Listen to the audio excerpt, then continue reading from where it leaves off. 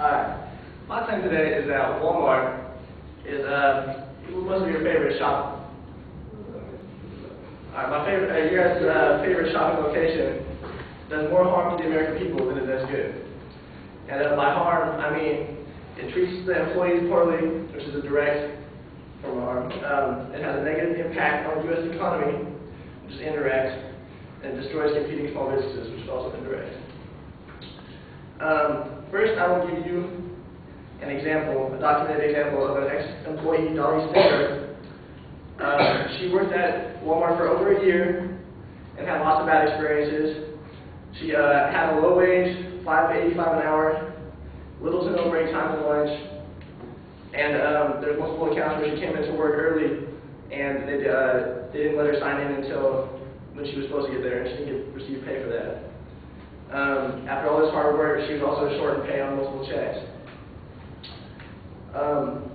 Walmart is also the defendant in the largest class action gender discrimination case in U.S. history, and there's also countless cases year by year where women feel they are treated like, I guess, in a sexist manner.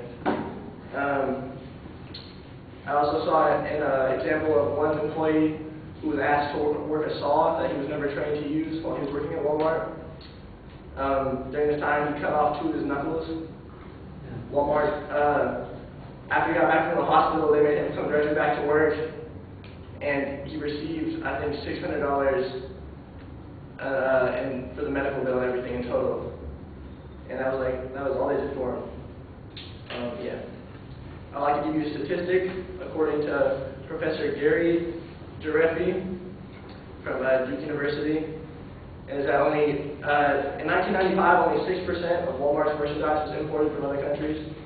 By 2004, up to 60% was imported. This means we are giving other nations jobs and factories, and we are giving them money for their cheap goods. Walmart also has so much money and power that it influences other companies to try and keep up with them, and this will rubs off on other company standards, and it usually lowers other company standards. Okay, and then I have a statistic for you. Walmart hurts small businesses because 40% loss of there's about 40% loss of profit in mass merchandise stores that when Walmart loses their community, and a 17% loss of supermarkets. In order to try and overcome this, owners tried to cut prices, wages, and promotions, and usually none of this worked. And Caitlin McDevitt, a quotation from her, says, "The stores that simply reduced the prices often could not match Walmart's offerings, and basically it comes down less to boosting sales and more about survival." And